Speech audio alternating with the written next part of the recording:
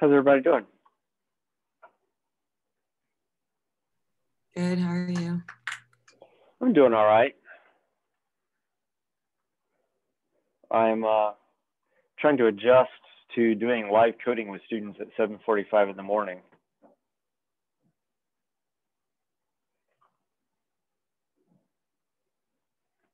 It's a task that requires all of your mental faculties, and I don't know that 7:45 in the morning is the best place in the world to do it, the best time in the world to do it.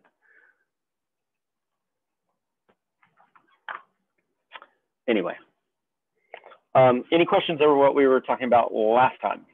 Who are we? Oh man, we're missing. When there's only 5 people in the class, when 2 people are gone, it's really not so good. I think Quinn is away at interview, a dental school interview or something, and I don't know what the deal is with Rose. Any questions over what we were covering last time?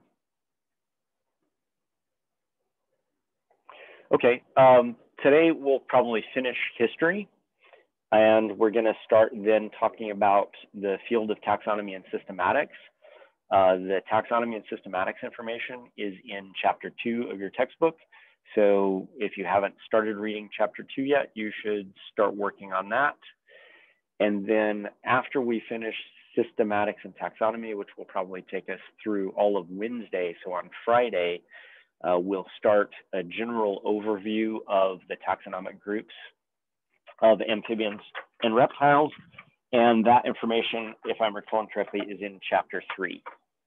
So chapter 2 is a general overview on kind of how we go through the process of classification, and then chapter 3 is reviewing the classification of amphibians and reptiles.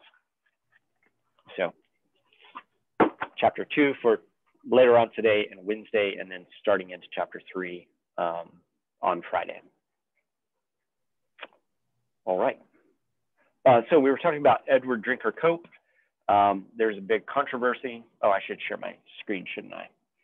A big controversy this past year as to what the herpetologist, which has traditionally been a field dominated by white males, should do about being more inclusive. And one of the decisions that was made was to take Edward Drinker Cope, who was something of a racist, something of a misogynist, and basically strip his name from the journal that is published by the American Society of Ichthyologists and Herpetologists. And so they passed a resolution last year. And so I think beginning this year, I think the name of the journal is going to be Herpetology and Ichthyology, which tells you exactly what the journal is about, and also removes his name from the journal. And I told you about the bone wars with him and Uthno Marsh, where they staked out territory in the American West, where there were dinosaur bone finds and the use of weapons and all sorts of things. There's actually a book called The Bone Wars that chronicles the high degree of competitiveness over finding dinosaur bones back during this time period. It was kind of the Wild West of science. Leonard Stejneger, and Thomas Barber were 2 herpetologists in the early 20th century that published a lot of work. Once again, they were affiliated with major museums, the U.S. National Museum of Natural History, which is the Smithsonian Natural History Museum, which is on the mall in Washington, D.C., and Barber was at the Museum of Comparative Zoology. The Museum of Comparative Zoology is at Harvard University and has large collections of amphibians, reptiles, birds, mammals. They have the 3rd largest spider collection in the world. So these are both large collections, well-known collections. And in 1917, once again, they attempted to compile a checklist of all of the North American amphibians and reptiles that were known at that time. And a lot of the work that was being done at this particular time in history, the late 19th and early 20th century, was just the process of cataloging and naming the things that were beginning to become known to science. And during this time period, as people explored the American West more and more thoroughly, the list of American amphibians and reptiles just was increasing at kind of an exponential rate. And so just the process of making a checklist that would account for everything was something to be said. As we move further into the 20th century, though, herpetology kind of transforms itself from being a science of collecting animals, naming animals, classifying animals, to a science that begins to look at the biology of these animals. And this probably became most obvious in the 1940s when Raymond Coles and Charles Bogert embarked upon a set of studies in the desert Southwest that was designed to look at the thermoregulation of reptiles. By this point, we had a pretty good handle on the species that were out there in the world, and so there was less of a need for that type of work. And because we knew about this great diversity of reptiles, especially in the deserts of the U.S. Southwest, people began to turn their eyes towards their physiology and behavior. And one of the things that was recognized is that because they are ectotherms, they get their body temperature from the environment, that their physiology is probably very different from the physiology of birds and mammals, and that they were going to be using other mechanisms for maintaining a stable body temperature. And so in 1944, they published the results in a small booklet, a preliminary study of the thermal requirements of desert lizards, where they basically, they would noose lizards. They would have a really long fishing pole or a bamboo pole, and at the end of that pole would be a little noose made out of something like dental floss or thin string, and they would slip that noose over the neck of a lizard. They would pull on the pole. Now it would tighten around the neck, and then they would pull the lizard to them, and they would use a quick reading thermometer to determine the body temperature of the animal. And what they found is that rather than these reptiles that lived in the deserts being kind of your stereotypical, at this particular time in history, both dinosaurs and reptiles were thought of as sluggish, slow, unintelligent, because of their ectothermic physiology. But what Coles and Bogert found was that these animals are quite fast and engage in decision making. And one of the sets of decisions that they make is decisions about where to be at any given point in the day in order to maintain themselves at a particular temperature. The other thing that they determined is that these animals, in spite of the fact that they're ectotherms, were able to maintain their body temperature at a relatively stable and non-fluctuating body temperature that is within the range of a body temperature that is necessary for good physiological performance. Performance meaning things like digesting food, incubating eggs, sprint speed, things like this. And so their studies began to change our views of reptiles in particular, because they finally got out of this cataloging mindset to a mindset of actually studying the biology of these organisms. And thermoregulatory studies continue to be made on amphibians and reptiles to this day. The work that I'm doing with Zach White on geckos is looking at thermoregulation in nocturnal lizards. Nocturnal lizards are somewhat inhibited in their ability to maintain their body temperature because they don't occur, they're not active during the daylight hours when they can use basking in the sun, for example, to raise their body temperature. And so as a result, they tend to be more thermoconformers, what we call thermoconformers, species that have body temperatures that are kind of more typical of what we used to think of reptiles as conforming to the environmental temperature that they find themselves in.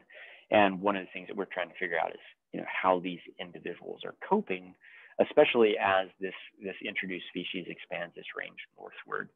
So there's still plenty of work to be done on the thermoregulation of amphibians and reptiles. Also, once again, as global warming continues to go down the path that it is going, studies of thermoregulation are still necessary to see how organisms are coping with changing climate. But this kind of marks the dawn of an era of herpetology taking on a more kind of what we think of as a 21st century sort of scientific endeavor of asking questions about the organisms, about their biology, making hypotheses, testing those hypotheses. One of the big centers for herpetology actually is not far from here at the University of Kansas. Depending upon the time that we have in lab, if you guys are up for it, we might talk about taking a field trip over to the KU herp collections. It would take probably longer than the 3 hours that we have in lab, so it'll depend upon what your schedules are later in the day on Tuesday and things like this. But they have one of the largest herpetology collections in the world. It's not the largest, but it's among the largest. And it's centered on diversity in North America, Central America, and South America. So they have large neotropical collections. And this was driven, once again, by a set of individuals. Ed Taylor, who was a professor there, Hobart Smith, who was a student there and went to work there, and also worked there until he ended up going to University of Colorado. And at Boulder. And they founded what kind of came to be known as the Kansas School of Herpetology. And this school focused a lot on systematics and taxonomy, but there was also a lot of basic ecology and natural history going on at the University of Kansas. Hobart Smith, who died a number of years ago, was an amazingly prolific herpetologist, over 1,600 articles and 29 books that he published during his very long lifespan, and was active up until he died for the most part. He, strangely enough, also had hobbies. One of his hobbies was he made bola ties. So he would find interesting rocks while he was out collecting, and he would bring them back and section them and craft them into bola ties. And it's now something of cachet if you can say that you own a Hobart Smith bola tie, because he's no longer making them because he is no longer alive, and they are a limited edition thing. And maybe someday I will wear my Hobart Smith bola tie to class. And I possess one that I bought in a Society for the Study of Amphibians and Reptiles auction a number of years ago. So I have a little piece of herpetological history. Anyway, amazingly prolific and also weird. Ed Taylor was Hobart Smith's mentor. When Hobart Smith got married, he and his wife, Rosella Smith, went on a honeymoon to Mexico. It was a field trip sort of honeymoon. They were collecting lizards and snakes while they were there. And Ed Taylor came along on their honeymoon, strangely enough. So it's not how I would have wanted to spend my honeymoon, but that was evidently how they spent theirs. Other schools that became established in the 20th century was the school at Berkeley. Once again, there's a Museum of Comparative Zoology at Berkeley. Two people who have been at Berkeley for a very long time, most of their careers, is David and Marva Lee Wake. This is a husband and wife team that are involved primarily in studying salamander phylogeny and behavior. And they're the people who first described the ring species This is a species out in California and Oregon and Washington, where you have these montane inhabiting salamanders that are they're in the species Ensatina eschscholzi. And what has happened is over geological time, as the climate has warmed, the climate has also dried out, so that you have the dry San Joaquin Valley that lies between the Coast Range and the Sierra Nevadas. The Sierra Nevadas and the Coast Range are higher elevation, they're cooler, they're moister. As a result, they're better habitat for salamanders.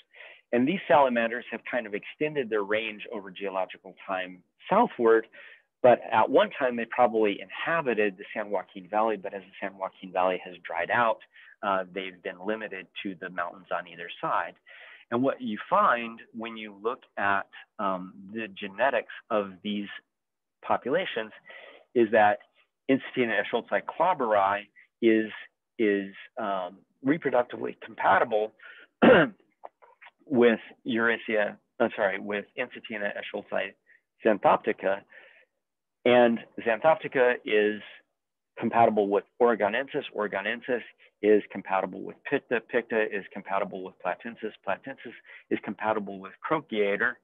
But these two species, Croceator and clobberi, subspecies rather, are not compatible with one another, even though they come very close to one another geographically. And it's because this subspecies here is separated by all of the evolutionary time that was involved in the divergence of this species across this wide geographic range. And so this is what is known as a ring species, where you have subspecies that are reproductively compatible with adjacent subspecies, but are not compatible with other adjacent subspecies because they're separated by this long period of evolutionary time. And so once again, amphibians and reptiles are sometimes good as models for studying evolutionary biology, and this happens to be one of them. And people flop back and forth as to whether these should be broken up into different species or whether they should remain a set of subspecies within the Ensatina eschscholzi complex.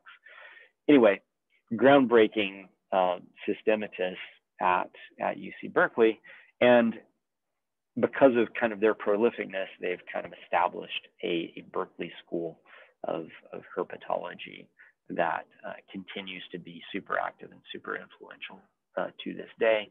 They're now emeritus status, but are still having active research careers. But they've passed on the day-to-day operations there to other people. While people at Kansas and Berkeley were delving heavily into the systematics of amphibians and reptiles, there was another group of people, Eric Pianka, who is at the University of Texas at Austin, was delving into their ecology. And once again, he was following very much in the footsteps of Coles and Bogert in viewing these organisms as organisms that have an ecology that would be interesting to study. Pianka studied under a guy named Evelyn Hutchinson,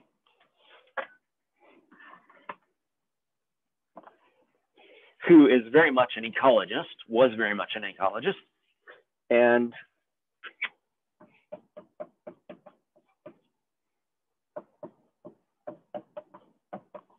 he was an ecologist at Princeton, and he was one of the ecologists who began applying the competition ideas of Locke and Volterra to actual organisms out in nature rather than just, paramecia in beakers in a lab, which is what Locke and Volterra did. And so because Pianka was influenced by his mentor Hutchinson, who was interested in competition as one of the forces that can shape communities of organisms, he took that and began applying those ideas to lizard communities in different deserts. And in 1986, he published a book, The Ecology and Natural History of Desert Lizards. And in this book, he basically synthesized a set of studies from the 1960s through the 1970s and into the early 1980s, where he looked at desert lizard communities in North America, the Great Basin Desert, in the Kalahari Desert of South Africa, and in the Great Victorian Desert in Australia. And he was interested in how these different deserts differed in terms of the diversity of species that occurred there. But then he was also interested in how these organisms partition resources. And so he spent a lot of his time cutting open museum specimens and specimens that he himself collected, looking at the stomach contents of those lizards to see what they were eating, and then looking at whether or not the lizards were dividing up the prey availability that was there, such that there were ant specialists and grasshopper specialists and things like this. And so in this book, you will see lots of figures that look like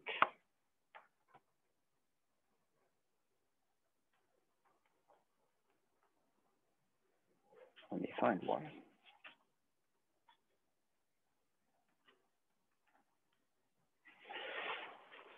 Lots of figures that look like this. And so here at the top, you see a histogram of all of the prey items. And so along the x-axis are different taxa of prey items.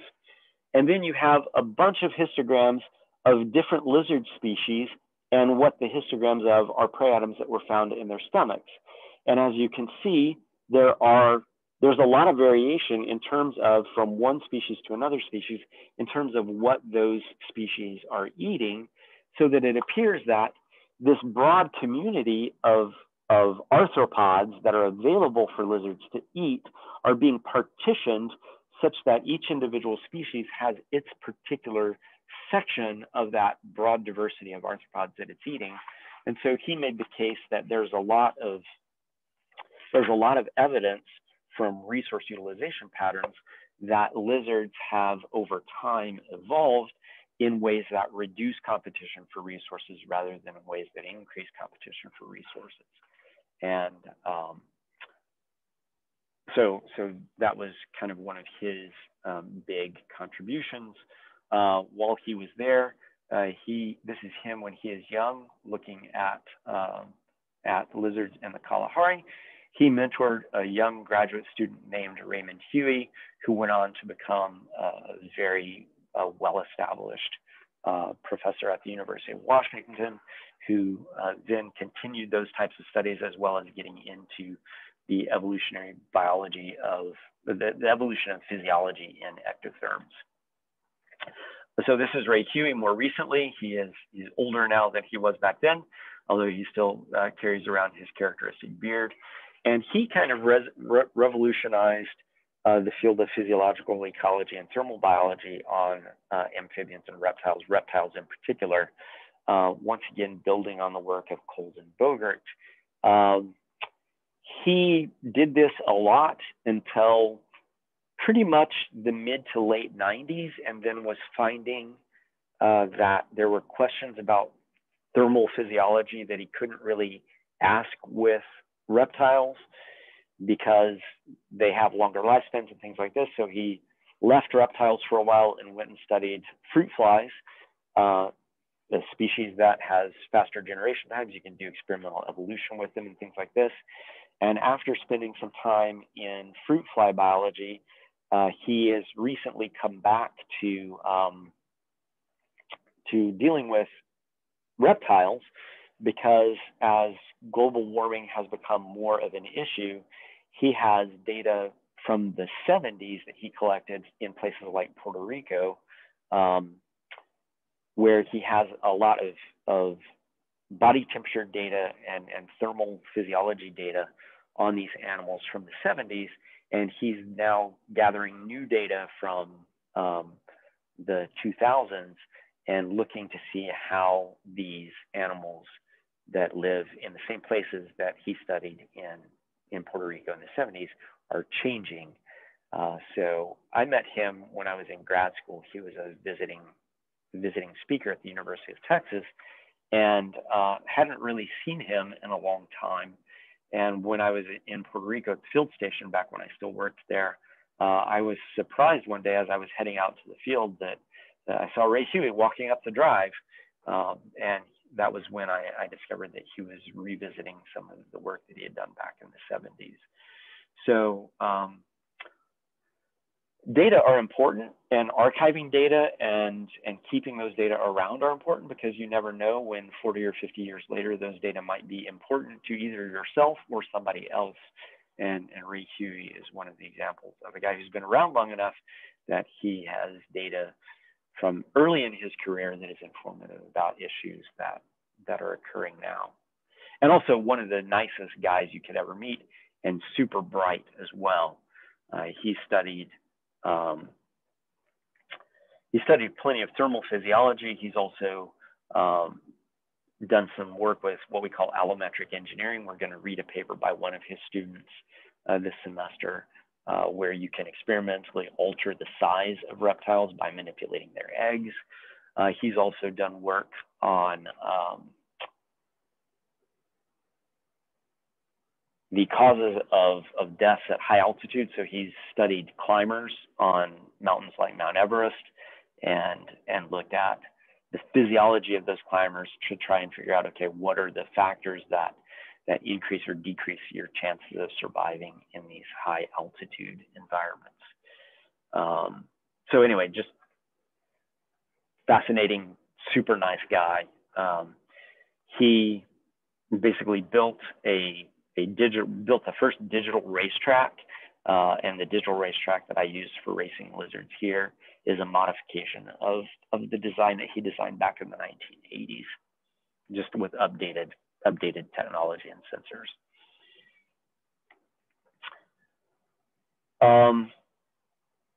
Other people, once again, at the University of Kansas, people who came along after Ed Taylor and Hobart Smith, Bill Duhlman and Linda Trube. This is another husband and wife duo. This is Bill Duhlman. This is Linda Trube. They are amphibian and reptile people, but primarily amphibian people. Let's see.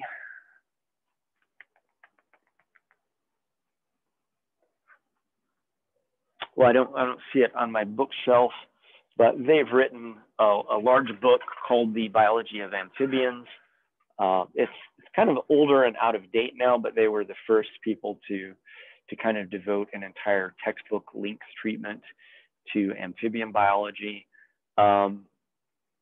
They trained a ton of herpetologists. So if you want to look at people in terms of their influence, in terms of the number of people who are practicing herpetologists that have been trained by particular individuals, they probably have trained more currently working herpetologists than anybody else on the planet.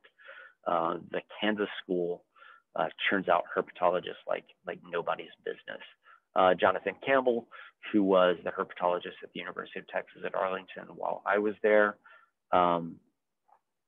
was a student of Duhlman's.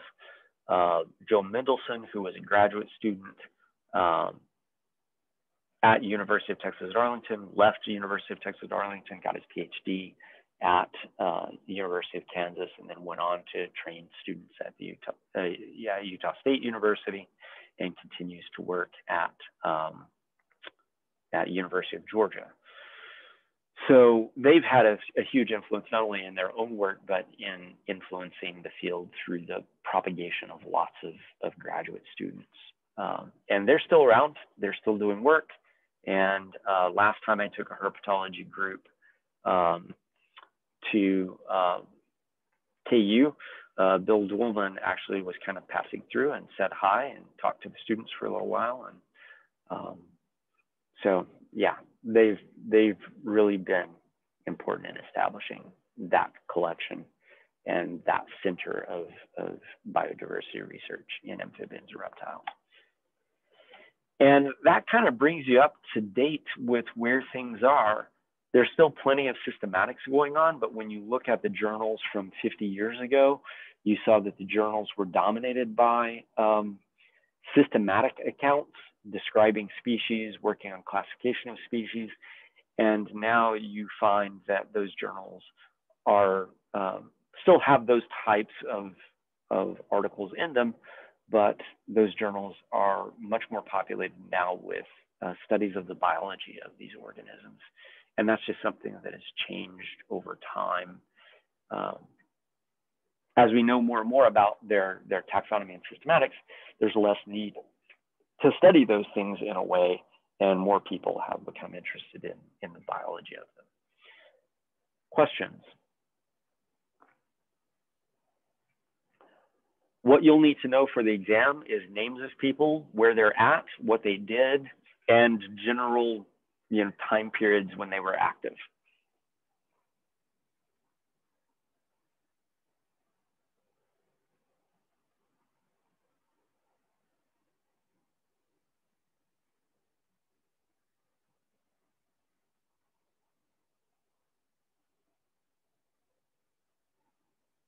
Questions?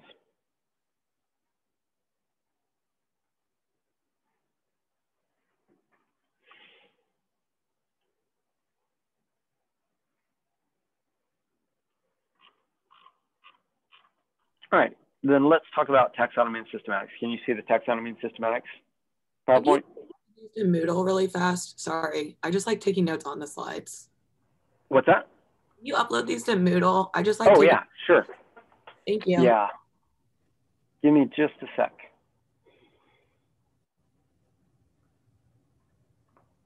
Luckily, we live in a digital age where you can get instant gratification.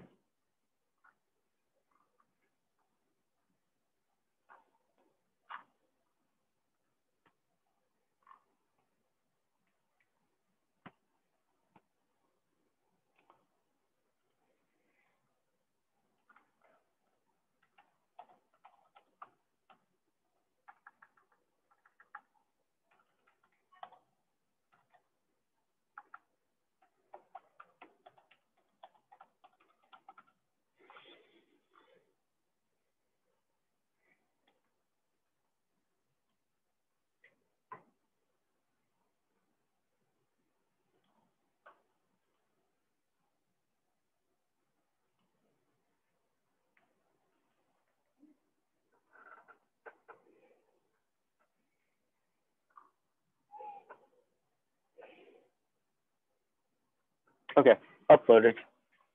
I'll give you a minute to go and get them. Thank you. Sure.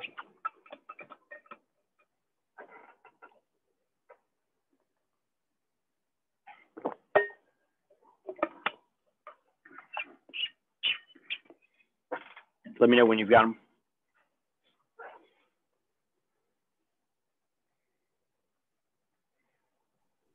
I'm good. Okay, all right, cool.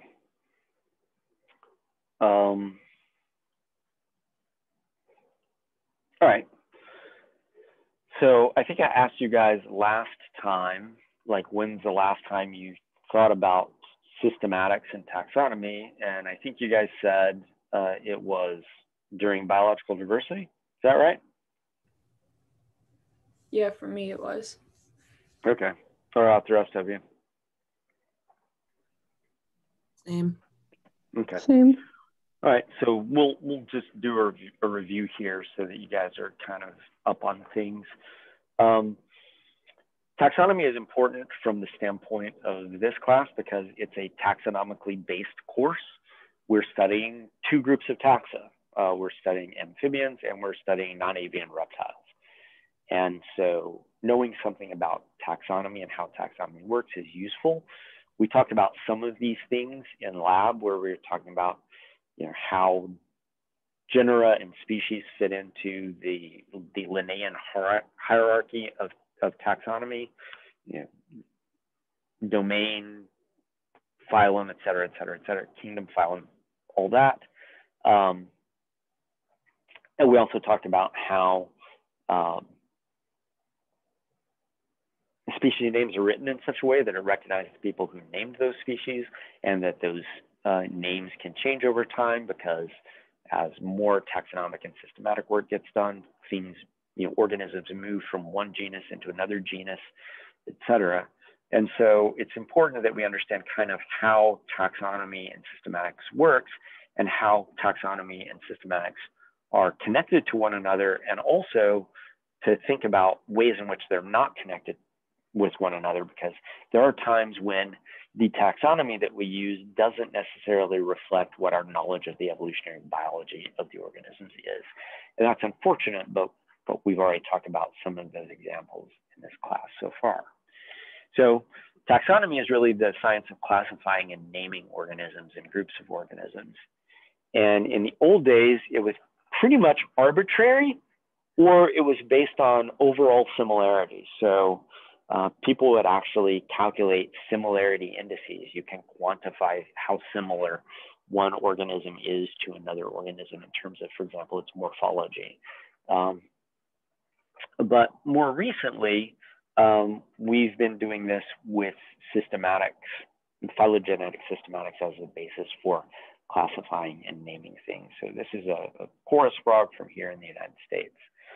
Hennig, who was once again at the University of Kansas in 1966, introduced this idea of phylogenetic systematics, which is pretty much how we do systematics for the most part nowadays. And the nice thing about phylogenetic systematics is it works whether you're working on things like morphological data, but it also works on things like genetic data. So it doesn't matter whether you're looking at, scale counts and toe lengths and skulls in the head and things like this, or whether you're looking at nucleotides in a DNA molecule. The same rules that apply to those morphological characteristics also apply to molecular data as well. So some terminology. A taxon is any unit of organisms that's given a formal name. So we've talked about species primarily in lab, but we've also just seen subspecies in the Ensatina-Eschscholtzii complex, where you have a number of different subspecies that are all part of this broader species. And you will find in your field guide as well,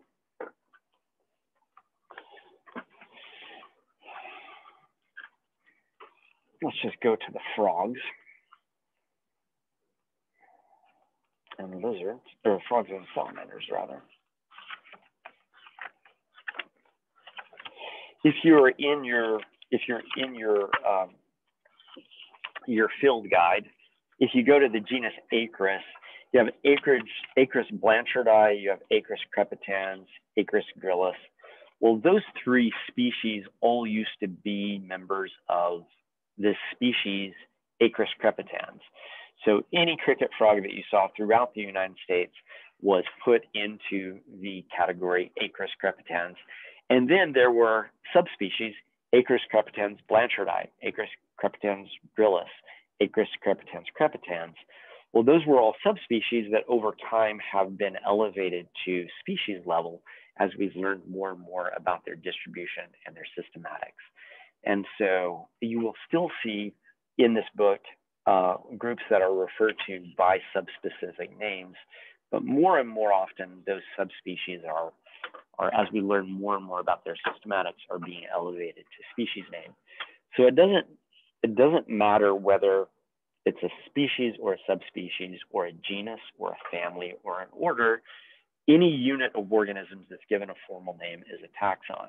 And so you can have species that are taxons, you can have genera that are taxa, you can have orders that are taxa, et cetera, et cetera. But those larger divisions are just encompassing more and more organisms within that taxon. A clade is a monophyletic taxon. So, for example,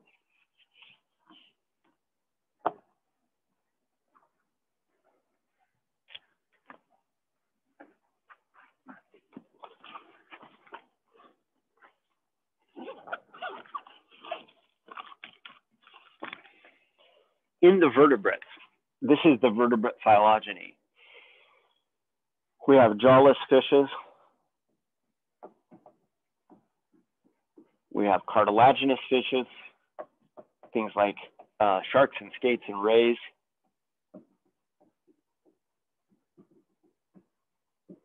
We have bony fishes. We have lungfishes.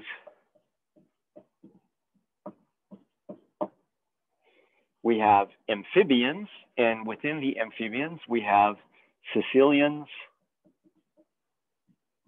We have frogs and toads. And we have salamanders of various types. And I'm giving you the common names of things, but all of these taxa have order names generally attached to them. And then we have mammals and turtles. We have the squamates, which are the snakes, and the lizards. Oh, and I forgot the tuataras. And depending on who you talk to, the tuataras either come off on their own or they come off as part of the squamates. Tuataras, which are these interesting lizard-like organisms in New Zealand. We have lizards and snakes, and we have crocodiles and alligators, and we have birds. So when we talk about a monophyletic taxon includes the common ancestor and all of its descendants, okay? So the reptiles, if we use the term reptile to include turtles, tuataras, lizards, snakes, crocodiles, alligators, and birds, that would be a taxon that was based on a monophyletic group. But reptiles, as we use them in this class, does not include birds. And so in this case, it is not a monophyletic taxon. And that's bad. You generally want your taxonomy to reflect what you know of the evolutionary biology of the organisms. Amphibians, as we use them in this course, are a monophyletic taxon, because it includes the common ancestor of all the amphibians and all of the descendant taxa of the amphibians. Herps, if we want to use the term herps to refer to things that one studies in herpetology, is not a monophyletic taxon because it includes reptiles and amphibians and the common ancestor of reptiles and amphibians, but it doesn't include two of the descendant taxa. So herps would not be a valid taxonomic group to study because, once again, it's not a monophyletic group. And we want to be erecting monophyletic groups, not polyphyletic or paraphyletic groups. So, and I've discussed with you what the historical reasons are behind that. And I've lost my cap to my marker. Oh well. My marker will now just dry out and be sad. Okay. So monophyletic taxon is a common ancestor and all of its descendant taxa, not just some of its descendant taxa. So more terminology. We have taxon 1, taxon 2. These are sister taxa because they're linked through a single ancestor. These are sister taxa with their sister lineages. And if this is a taxon C that is made up of taxon 3 and 4, C is a sister taxon to B, whatever B might be. And the common ancestor of all of these 4 taxa and these 2 taxa is taxon A, whatever that is. And so we have stem branches, we have terminal branches, and it doesn't matter whether you illustrate them this way or this way, these 2 phylogenies are exactly the same. But basically you have taxon A giving rise to taxon B and C, taxon B gives rise to taxon 1 and 2, taxon C gives rise to taxon 3 and 4. And in this case, in the A figure up here at the top, time is moving from left to right, and morphological or genetic divergence is on the y-axis.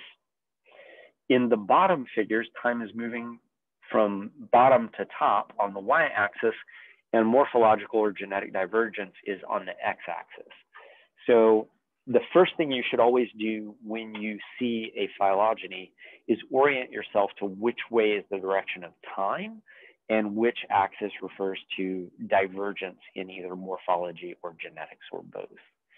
And so you'll typically see me use phylogenies that are arranged in this way, and this is the way that they're normally put in your book.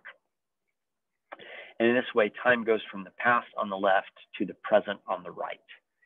And morphological divergence is on the y-axis. As a matter of fact, I can't think of any phylogeny in your book except these examples where it's done like B or C.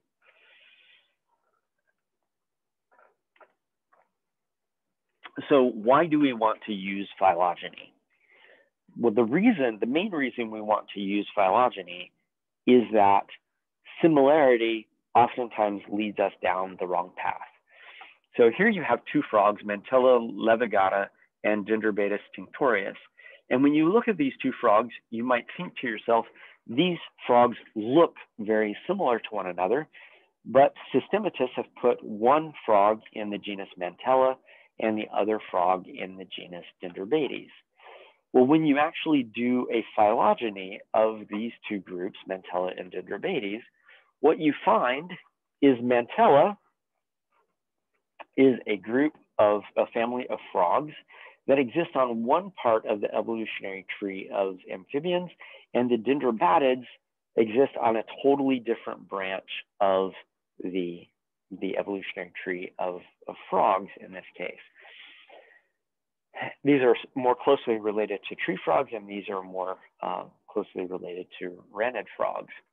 And so even though they superficially look alike, when you do a detailed study of their morphology and think about what aspects of morphology do they share in common with other frog species versus with themselves, with these two frog species, you find that these frogs are much more evolutionarily related to other frog species than they are to the superficially similar mantellids. And so phylogeny helps us avoid grouping organisms together based on the fact that they might look similar because of convergent evolution. And hopefully phylogeny gets us at what the true evolutionary history of a group of organisms is. And so one of the questions that you might ask is, well, how does it work?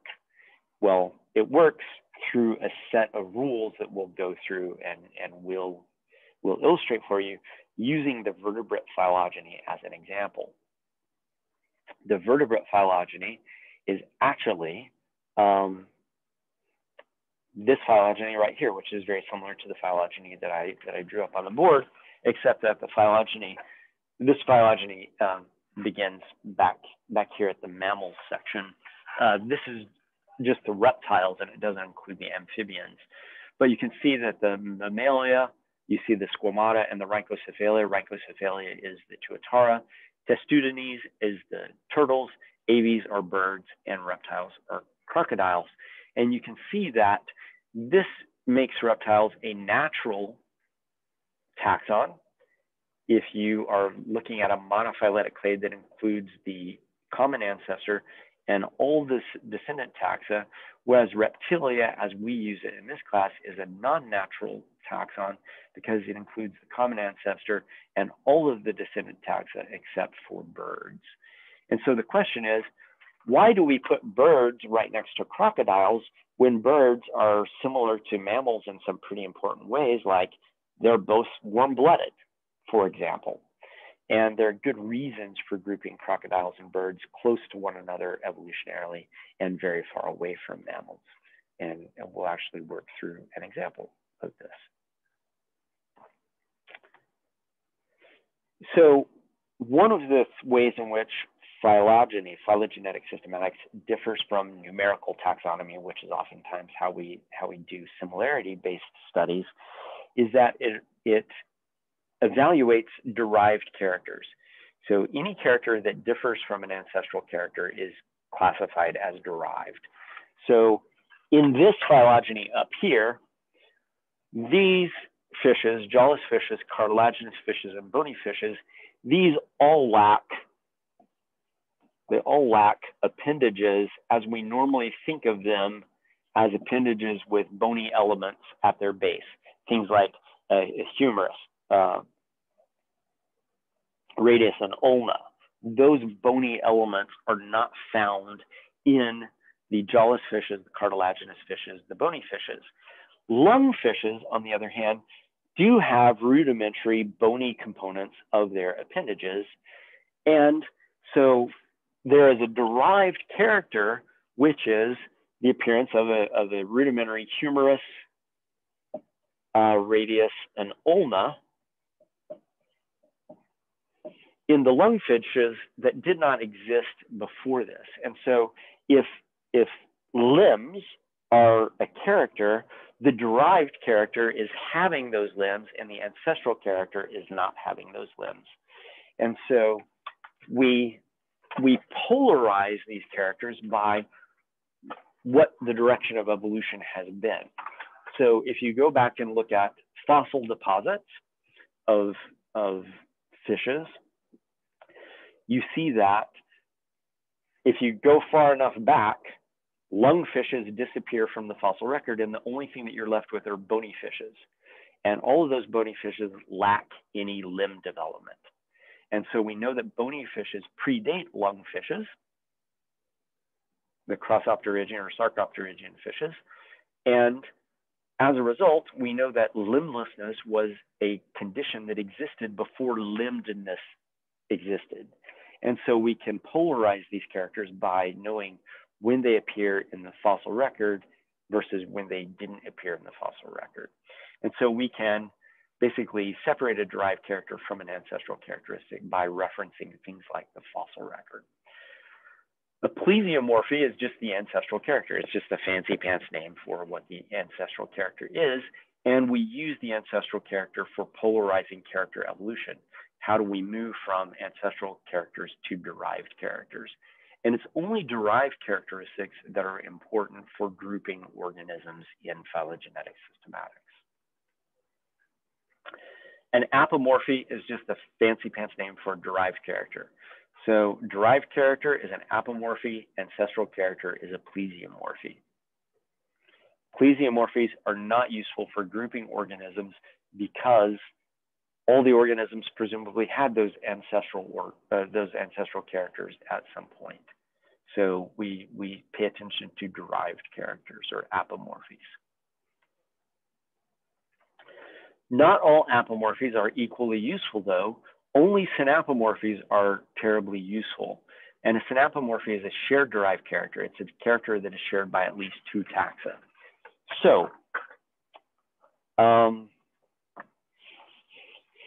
in this phylogeny that I now need to redraw because I've cluttered it up with a bunch of stuff, let's just work with the phylogeny that's in your PowerPoint. We have mammals, turtles, the squamates, and the tuatara, Rhynchocephalia, the tuatara. We have crocs and alligators, crocodilia. And then we have the birds that are in the order, or in the class Aves. So when we look at this grouping of organisms, mammals are the only things that have hair. Birds are the only things that have feathers. So at this level of classification, these things would be what we call autapomorphies. Well, not a homoplasia. These things would be called autapomorphies. I don't know why I don't have this term in my glossary. It's a derived character, but it's a derived character that occurs only in one group. Here is an autapomorphy.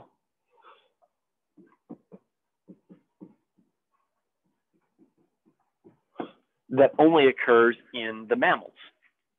Now, a synapomorphy is something like scales, epidermal scales, because epidermal scales are something that appear at one point in evolution, and all of these groups of organisms have epidermal scales. Birds have them, alligators and crocodiles have them, lizards have them, tuatars have them, and turtles have them. And so this is a synapomorphy because it's a derived character. Before the reptiles arose, there were no epidermal scales.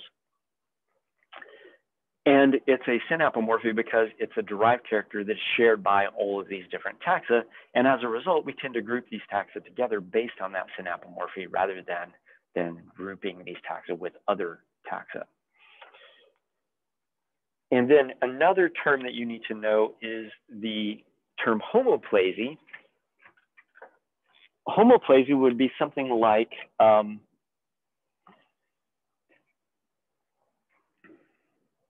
homeothermy.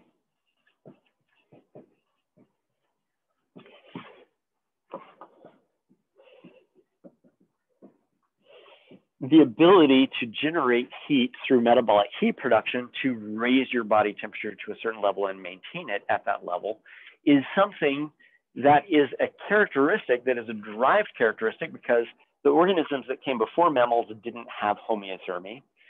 But it's a homoplasy because mammals and birds share that, not because they inherited that from a common ancestor, but because they independently derived homeothermy in two independent evolutionary events. And so this is what we refer to as convergent evolution, and convergent evolution results in homoplasy. These two species of frog looking alike, their morphological similarity is the result of homoplasy, not due to the fact that they share a recent common ancestor. So you can get your characters, your derived characters, either by inheriting them from a common ancestor. So the pelvic girdle structure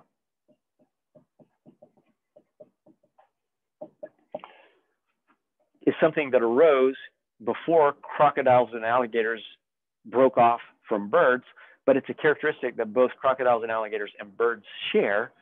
So this is a synapomorphy because these two groups have this derived character, and they have the derived character because they inherited it from a common ancestor. Homeothermy, on the other hand, in birds and mammals is not in birds and mammals because they inherited it from a common ancestor, but because it arose at two different points in evolution through convergent evolution.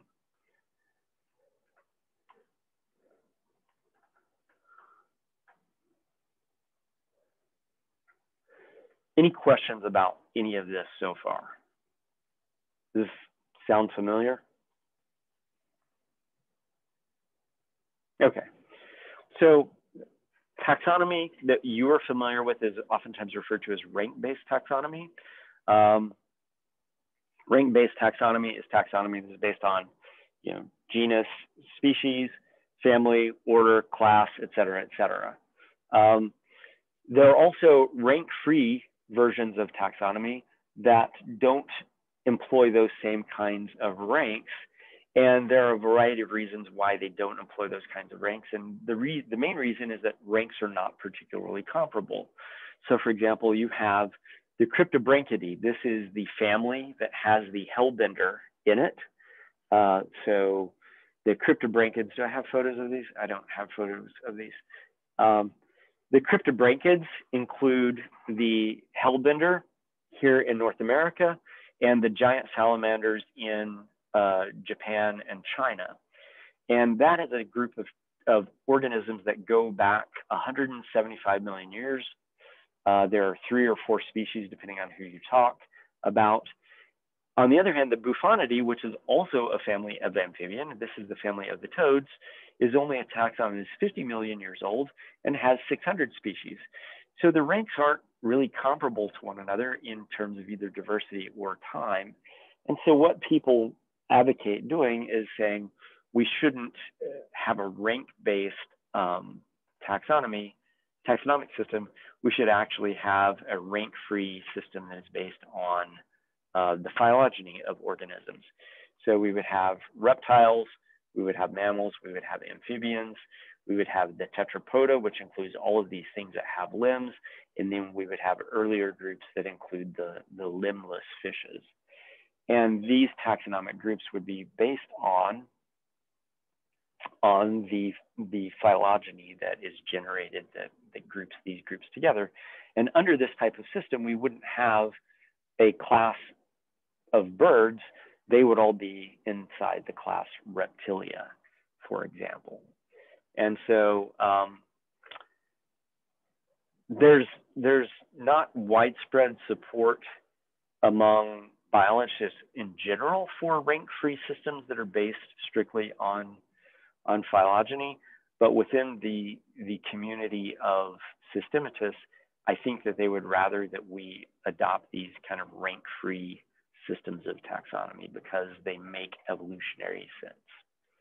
And I think we'll end there because I don't want to start constructing a phylogeny for 2 minutes and then get partway through it and then leave it for next time. But if you look at these figures, what we're basically going to do is we're going to create that phylogeny that I've been working with, but we're going to be using actual characteristics and coding those characteristics and generating phylogeny. Just once again, so you can remind yourself how phylogenetic reconstruction operates. Question?